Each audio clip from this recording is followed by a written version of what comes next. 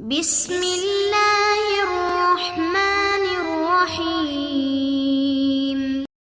السلام علیکم ورحمۃ اللہ وبرکاتہ۔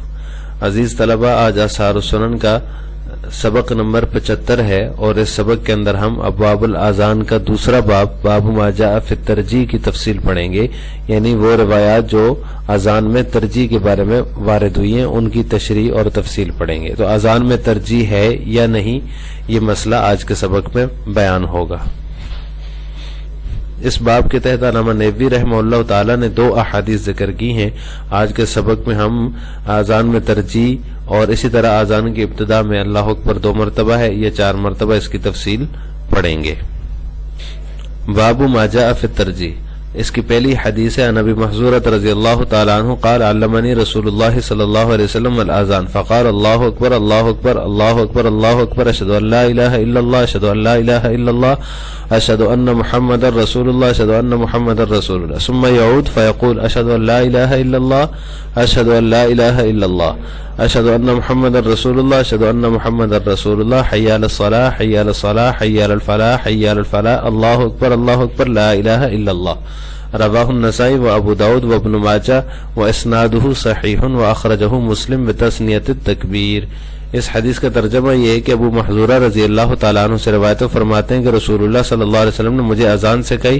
آپ نے فرمایا اللہ اکبر اللہ اکبر اللہ اکبر اللہ اکبر اشہد ان لا الہ الا اللہ الی آخرہ، ثم یعود، پھر وہ لوٹے فیقول، تو انہوں نے کہا اشہد ان لا الہ الا اللہ اشہد ان لا الہ الا اللہ اشہد ان محمد رسول اللہ اشہد ان محمد رسول اللہ حی علی الصلاۃ حی علی الصلاۃ حی علی الفلاح حی علی الفلاح اللہ اکبر لا الہ الا اللہ۔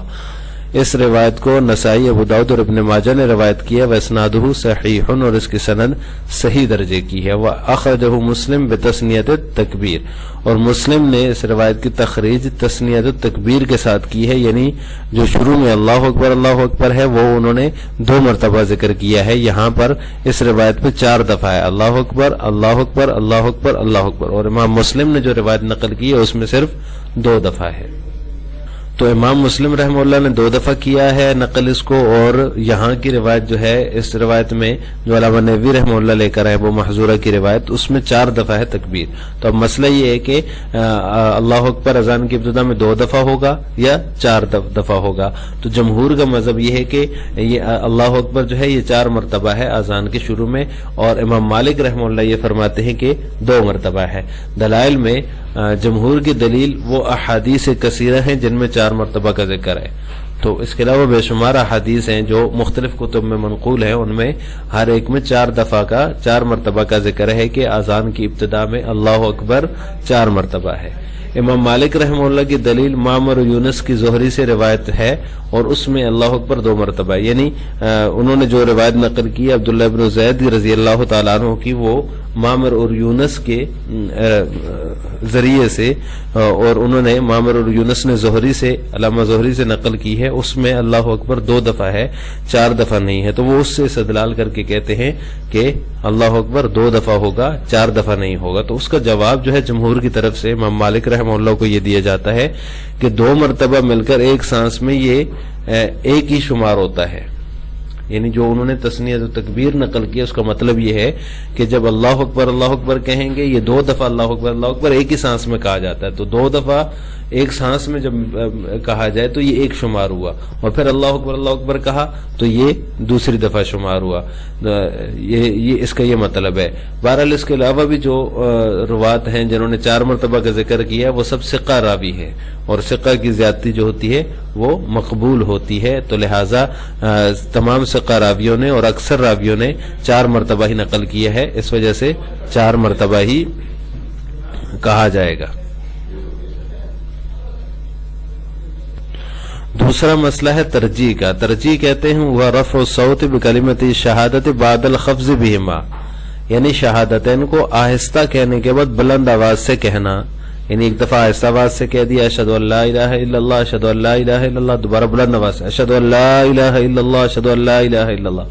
اسی طرح اشہد ان محمد رسول اللہ کو بھی یہ جو شہادتین ہیں اشہد ان لا الہ الا اللہ اور اشہد ان محمد رسول اللہ، ان دونوں کو آہستہ آواز میں کہنے کے بعد دوبارہ بلند آواز سے کہنا، اس کو ترجیح کہتے ہیں۔ تو اب فقہا کا اس بارے میں اختلاف ہے کہ اذان میں ترجیح ہے یا نہیں ہے، تو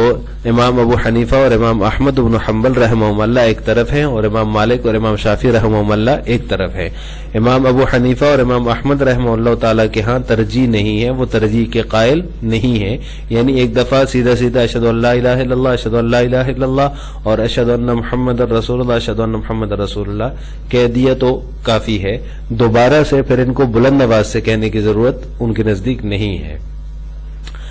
جبکہ امام مالک اور امام شافعی رحمہ اللہ جو ہیں وہ کہتے ہیں کہ یہ ترجیح سنت ہے۔ ان کی دلیل جو ہے وہ ابو محذورہ رضی اللہ تعالیٰ عنہ کی حدیث ہے جو کہ ابھی آپ کے سامنے گزری ہے، اس میں یہ ہے کہ انہوں نے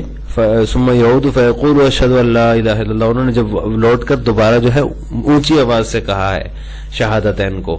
تو اس ابو محذورہ کی رضی اللہ تعالیٰ عنہ کی حدیث سے استدلال کر کے امام مالک رحمہ اللہ یہ فرماتے ہیں کہ ترجیح جو ہے یہ سنت ہے۔ تو ان کی دلیل تو ابو محذورہ رضی اللہ تعالیٰ عنہ کی روایت ہے، اور عدم ترجیح جو ہے یعنی کہ ایک ہی دفعہ شہادتین کو کہنا اور اس کے بعد دوبارہ بلند آواز سے نہیں کہا جائے گا، یہ امام ابو حنیفہ اور امام احمد رحمہ اللہ کا مذہب ہے۔ تو ان کی دلیل آئندہ باب جو ہے باب فی عدم ترجیح، الگ باب علامہ نووی رحمہ اللہ تعالیٰ نے قائم کیا ہے، اور اس کے اندر جتنی احادیث انہوں نے ذکر کی ہیں ان میں ترجیح کا ذکر نہیں ہے، وہاں پر ایک ہی دفعہ شہادتین کو کہنے کا ذکر ہے۔ تو ترجیح جو ابو محذورہ رضی اللہ تعالیٰ عنہ نے یہاں اس حدیث میں مذکور ہے کہ انہوں نے ترجیح سے اذان کہی ہے، تو اس کا جواب کیا ہے؟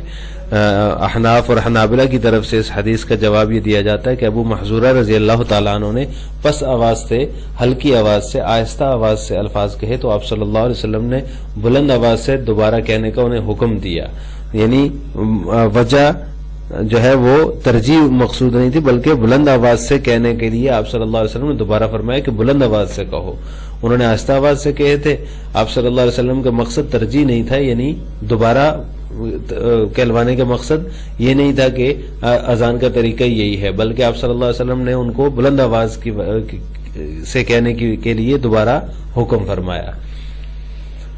دوسری دلیل یہ ہے، دوسرا جواب یہ ہے کہ ابو محذورہ رضی اللہ تعالیٰ عنہ جو تھے وہ نو مسلم تھے، اور تو ان کے دل میں آپ صلی اللہ علیہ وسلم نے توحید کو راسخ کرنے کے لیے